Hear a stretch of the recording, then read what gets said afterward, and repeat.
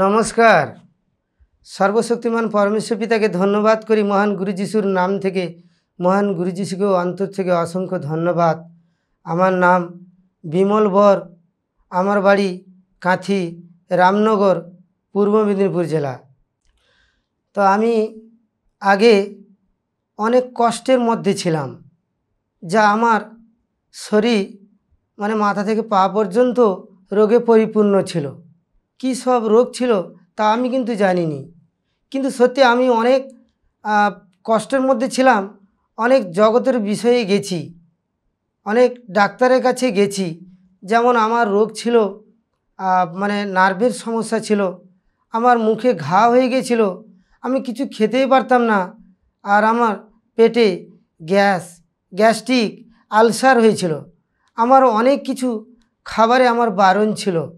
Doctor বলেছিল যে তুমি অনেকটাই কিছু মানে রিচ খাবার তো কখনোই খাবে না, তুমি সর্বদাই তুমি মানে সেদ্ধ টাইপের জিনিস তুমি খাবে, সেগুলো ছাড়া আর তুমি অন্য কিছু তুমি খেতে পারবে না।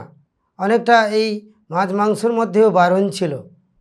তো আমি অনেক কষ্টের মধ্যে ছিলাম। এদিকে আমার পরিবারও অনেক মানে রোগাক্রান্ত ছিল, খুবই কষ্টের মধ্যে ছিল। আর বিশেষতভাবে আমি অনেক জগতের ডাক্তারের কাছে গেছি, যাওয়াতেও আমি শুধু ব্যয় করে গেছি, কিন্তু আমার কোনো উপকারই হয়নি, শুধু ওষুধ খেয়ে গেছি। আর আমি অনেকটা অর্থনৈতিক অভাবে পড়ে গেছিলাম, যা আমার পক্ষে এই রোগের দিক থেকে সামাল দিয়ে পরিবারে যে সাধারণত যে একটা খরচপত্র, তাতেও আমি সামাল দিতে পারতাম না। অনেক কষ্টে যন্ত্রণার মধ্যে ছিলাম। এদিকে আমার পরিবারে যে সংসারে অভাব অনটন থাকতো, তো আমি রোজগার করতে গেলেই মানে আমার সমস্ত বাজার করে এনে চাল ডাল এনেই আমার পরিবার চলতো। তবুও আমার মধ্যে যে রোগ ছিল তার আমি মনোবলটা আমি রেখেছিলাম যে আমার কিছু হয়নি এইভাবে। কেননা আমি যদি বসে যাই তাহলে আমার সংসার চলবে কি করে। তো অভাব থাকা সত্ত্বেও আমাকে চেষ্টা চালিয়ে যেতাম। যেমন ধরুন আমার একটা চায়ের দোকানও ছিল, তাতেও আমার হতো না। সেখান থেকেও আমি আবার অনেক সময় মাছ ধরতেও চলে যেতাম, যদি কিছু বেশি রোজগার করতে পারি। শরীর মধ্যে কষ্ট থাকা সত্ত্বেও যেতাম। এইভাবে রোগকে মনের মধ্যে মানে ধরে রেখেও বয়ে বেড়াতাম, এই মানে পরিশ্রম করে চলতাম। তারপরে এই টানাপন চলতো সংসারে, অভাব খুঁজে যায়নি, সেই অভাব থাকতো। এইভাবে দুঃখ যন্ত্রণার মধ্যে খুব কষ্টে থাকতাম। তারপরে আমার স্ত্রীর মধ্যেও বড় রোগ ছিল, ওকেও সেরকম বড় ডাক্তার দেখাতে পারিনি, অভাব অনটনের মাধ্যমে আমি দেখাতে পারিনি। আমার শাশুড়ি মা বলল, তোকে ডাক্তার দেখাতে হবে না, মানে তার মেয়েকে বলল, ফোনে বলল, তুই কালকে আয়, দিলে তোকে একটা জায়গায় নিয়ে যাব। কখন যেতে হবে না, বাড়ি থেকে 1টার সময় বেরিয়ে এলেই হবে, 2টোর সময় এরকম মানে আরম্ভ হবে আর কি। তো জানি না কোথায় নিয়ে যাচ্ছে। তখন আমার স্ত্রী বলল, তাহলে আমি যাচ্ছি আমার বাপের বাড়িতে, সেখান থেকে কি মা কোথায় নিয়ে যাবে। বলে যাও।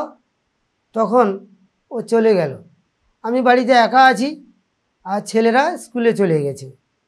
আমি শুধু খালি অপেক্ষা করে পথে বসে আছি যে এমন কোথায় নিয়ে গেছে, সেটা এসে আমি বলবো আর কি। সেই জন্য আমি সময়ের জন্য অপেক্ষা করে আছি। তো ঠিক বিকেল 5টা বা এই সন্ধ্যা 6টার সময় আমার স্ত্রী বাড়ি ফিরল। তো বাড়িতে এসে আমি বললাম, কি গো কোথায় গিয়েছিলে, বাপের বাড়ি থেকে না আর কোথায় কি গিয়েছিলে? বললো, না না, আমি সে একটা নতুন জায়গায় গিয়েছিলাম। কোন নতুন জায়গা? বললো, ও যিশুগুরু পরমেশ্বর পিতার ভবনে গিয়েছিলাম। আমি বললাম, কোথায় গিয়েছিলে, আমাকে ভালো করে বলো দেখি। বলো, যিশুগুরু পরমেশ্বর পিতার ভবনে। সে আবার কেমন ভবন, যিশুগুরু? বলো, হ্যাঁ, আচ্ছা হোক, ঠিক আছে। তো ওখানে কি হয়? বললো ওখানে শুধু কি ধন্যবাদ ধন্যবাদ দিচ্ছে সবাই, দিয়ে বললো অনেক সাক্ষী এই মাথা যন্ত্রণা, এই মানে ক্যান্সার থেকে নানাবিধ এই পেট ব্যথা, বমি, সমস্ত এই সমস্ত সাক্ষী দিচ্ছে। বললো তাই নাকি? এইগুলো তো আমি কোথাও শুনিনি যে ক্যান্সার। বলে ওগুলো কী সাক্ষীটা আমি মানে বুঝিনি, আমাকে বোঝাও। সাক্ষী মানে মানে ওই সেটা কি? আমার স্ত্রী তো প্রথমেই গেছে, ও অতটুকু গুছিয়ে বলতে পারেনি। এইগুলো শুনলাম। বলল তুমি কালকে যাবে? বলল আমি এক কথায় বললাম কী জন্য যাব? না ওইগুলো তুমি শুনবে দেখবে। হ্যাঁ, আমি বললাম হ্যাঁ যাব। আমি এক কথায় আমি রাজি হয়ে গেলাম। আমি যাই তো দেখি কি হয়। তো সেদিন কিন্তু পরমেশ্বর পিতার মণ্ডলী নেই, ওই মণ্ডলীর যে শিক্ষক ওনার সঙ্গে দেখা করতে যাব। তো ওনার বাড়িতে গেলাম। তো উনি আমাকে এবং আমার স্ত্রীকেও প্রার্থনা শিখিয়ে দিলেন। তো সেখান থেকে চলে আসি। আমাকে সেই শিক্ষক বললেন যে তুমি প্রতি মঙ্গলবার এসো, মানে ওইখানে ওনার বাড়িতে মণ্ডলী হতো। ঠিক আছে, তো বাড়ি ফিরে চলে এলাম। দিয়ে যেই প্রার্থনাটা শিখিয়ে দিয়েছিলেন সেই প্রার্থনাটা আমি মনে মনে অনুভব করলাম। দেখি একবার অন্তর দিয়ে ডাকার আমার ইচ্ছা জাগছে। দেখি আমি পরখ করলাম, মানে মনে মনে ভাবলাম, দেখি মন জাগলো। তখন আমি যিশুগুরুর নামে ধন্যবাদ দিলাম, পরমেশ্বর পিতার নামে ধন্যবাদ দিলাম। দিয়ে এমনি তো আছি। যে আমার স্ত্রী বলল তুমি এক ধৈর্য ধরো, দেখবে। মানে আমার ক্ষেত্রেও ঈশ্বরকে কি পেয়ে কি এত সহজে কি ঈশ্বরকে পাওয়া যায়? তাকে একটু অন্তর দিয়ে ডাকো না। আমি তো সেইভাবে অন্তর দিলাম। তো যেই দিন আমি রাত্রে খেয়ে দিয়ে যখন আমি প্রার্থনা করে ঘুমিয়ে গেছি, সকালে উঠে আমি একটা অনুভব জাগলাম যে আমার শরীর মধ্যে যে কষ্টটা ছিল, মানে শরীর মধ্যে যে কষ্টটা আমাকে যে বধির করে দিয়ে গিয়েছিল সেটা নেই। আমি স্বাভাবিক আমাকে পুরো সুন্দর করেছি, আমাকে খুব আরামদায়ক লাগছে। তখনই মানে আমি মনে মনে অনুভব করলাম যে ঈশ্বরের প্রতি বিশ্বাস জাগলো, যে আরও এইভাবে মন দিয়ে প্রার্থনা করাতে আমাকে আরও খুব আশীর্বাদ করলেন। তখন আমি মনে মনে আমার আনন্দের চোখে জল এসে গেল। তখন ভাবছি যে আমি কোন ঈশ্বরকে আমি পেলাম যে এই মনে মনে কথা বলাতে আমি সুস্থ হয়ে গেছি, কি করে বা কে আমাকে সুস্থ করালো? তখন আমার স্ত্রীকে আমি আনন্দে কিছু কথা বলছি, বলো তুমি ঈশ্বরকে ডাকো। তো আমার স্ত্রীও দিনরাত এইভাবে ঈশ্বরকেও ডাকতে লাগলো, স্মরণ করতে লাগলাম। ঈশ্বরের প্রতি একটা যে মানে ডাকবো, তো মানে একটা সম্পর্ক তৈরি করলাম যে আমাকে সেই অন্ধকার কূপে আমি যখন ছিলাম আমি তো ভাবতে পারিনি যে এর থেকে আমি সুস্থতার জীবন পাবো বলে, যে এর থেকে আমি নবজীবন ফিরে পাবো বলে। তাও কিন্তু সত্যি এত কষ্ট যন্ত্রণার মধ্যে ছিলাম, এত যে এই সঠিক অমূল্য পবিত্র ঠিকানা আমি কখনো পেয়েছিলাম না। এর থেকে সুস্থতার জীবন পাবো বলে আমি অনুভব করতে পারছিলাম না। সত্যি সেই ঈশ্বর আমাকে সুস্থ করেছে। আমি প্রথমে আমি নিজে নিজে অনুভব করতাম সত্যি আমাকে ভালো করেছে। তখন আমার ছেলেকেও আমি এ সত্য জানালাম, আমার মেয়েকেও বলতাম, তো মেয়েও সেই সত্যটাকে গ্রহণ করলো, আমার ছেলেও সত্যটাকে গ্রহণ করলো।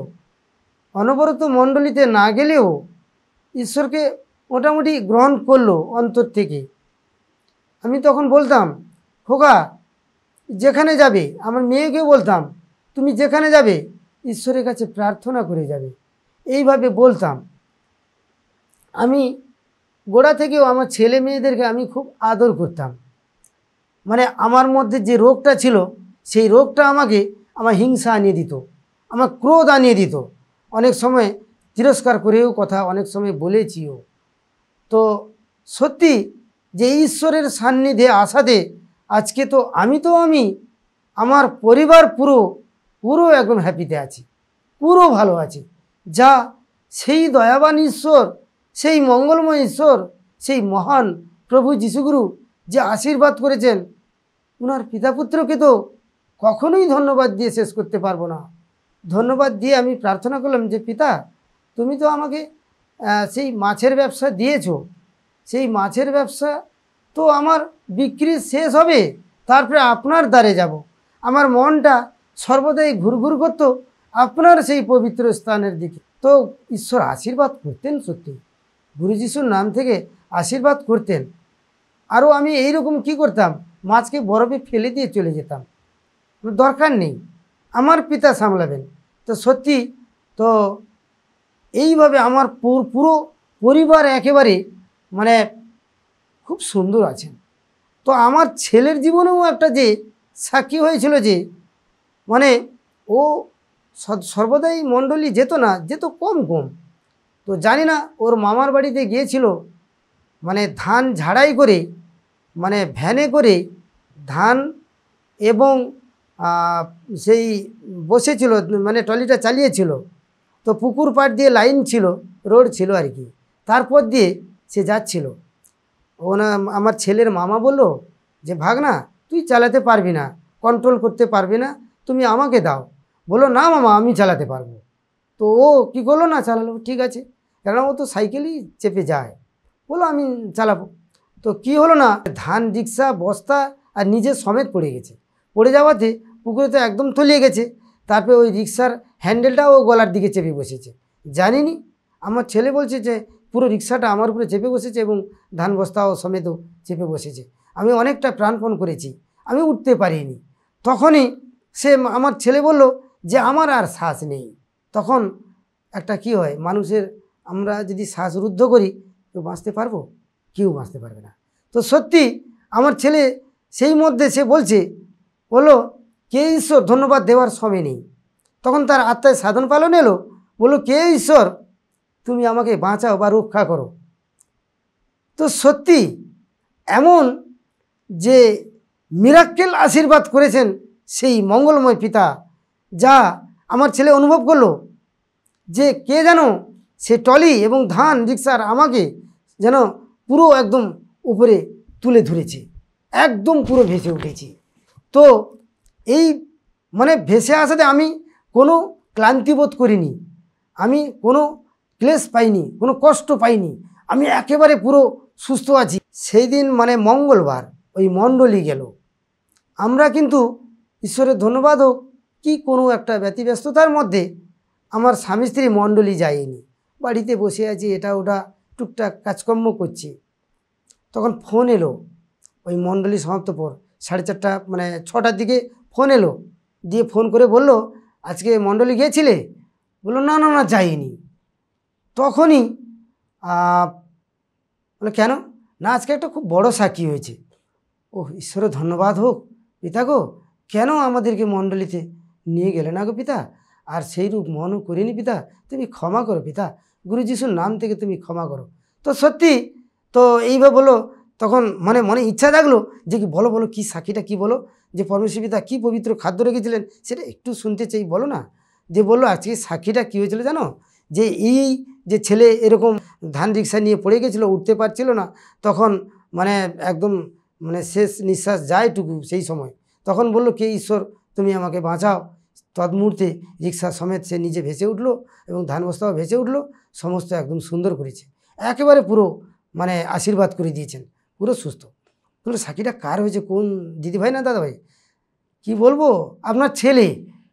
তখন আমরা দুজন পুরো শিউরে উঠলাম, মানে চোখে জল এসে গেল, যে সত্যি যে এইরকম সাক্ষী আমার ছেলের জীবনে, সে তো ফোন করে জানায়নি।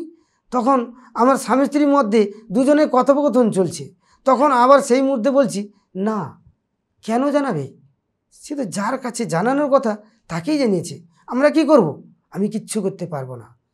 যে ঈশ্বর যে আমাকে সৃষ্টি করেছেন, সে সমগ্র সৃষ্টি করেছেন, তিনি ছাড়া আর কেউ পারবে না।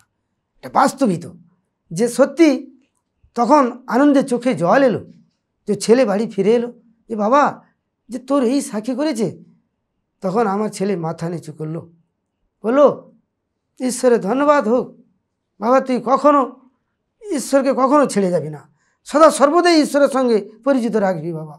তো মানে সত্যি আজকে মানে এতটাই আশীর্বাদ করেছে আমার ছেলের জীবনে। তো আমার ছেলের বিশ্বাস আরও বিশ্বাস থেকে জেগে উঠলো, আরও বিশ্বাস, সেই ঈশ্বরকে ডাকলো। আমার মেয়েও ঈশ্বর ডাকলো। তখন আমার পরিবার পুরো ঈশ্বর বিশ্বাসী এবং আমার বাবাও আমার ঈশ্বর বিশ্বাসী। তো এই করে তো সত্যি সেই ঈশ্বর এতটা আশীর্বাদ যে করেছেন, আজ তিনার দ্বারে দ্বারে যাওয়াতে তিনি এমন আশীর্বাদ করেছেন, আজকে আমাদের বাড়িতে তিনার পবিত্র ব্যবস্থা রেখেছেন প্রতি শনিবার। সত্যি সেই ঈশ্বরকে ধন্যবাদ দিয়ে কখনো শেষ করতে পারি না। আমার পরিবারে অভাব অনটন থেকে সমস্ত মুক্ত করেছে, উজ্জ্বলতম দৃষ্টান্ত করেছে। তাহলে সেই ঈশ্বরকে কতটা ধন্যবাদ দেওয়ার আছে, কতটা প্রেম করার আছে।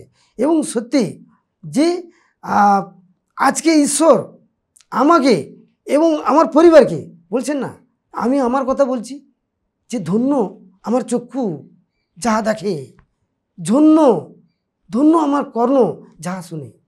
সেই পরমেশ্বর পিতা শুনিয়েছেন। সত্যি সেই পিতার প্রতি কত প্রেম করার আছে, কত ভক্তি করার আছে। তার কারণেই পরমেশ্বর পিতা বলছেন না যে ভক্তিতে দক্ষ হইতে অভ্যাস করো। আরও আমার ইচ্ছা যে তিনার এই সত্যকে আরও যাতে আমি পরজাতিগণের কাছে আমি প্রচার করতে পারি। কেননা সেই ঈশ্বর আমাকে অন্ধকার কূপ থেকে তুলে এনেছেন, যেখানে আমার বাঁচার কোনো আশা ছিল না, আমার পরিবারের কোনো রক্ষা পাবার কোনো আশা ছিল না। সত্যি সেই ঈশ্বর আজকেই তিনি অলৌকিক আশীর্বাদ করেছেন এবং সমস্ত অভাব অনটন থেকেও তিনি মুক্ত করেছেন, একেবারে পরিবার একদম হ্যাপিতে রেখেছেন। তা এতটাই বলবো। তো সর্বশক্তিমান পরমেশ্বর পিতাকে ধন্যবাদ করব মহান গুরু যিশুর নাম থেকে। মহান গুরু যিশুকেও অন্তর থেকে ধন্যবাদ। সবাইকে আমার অন্তর থেকে নমস্কার।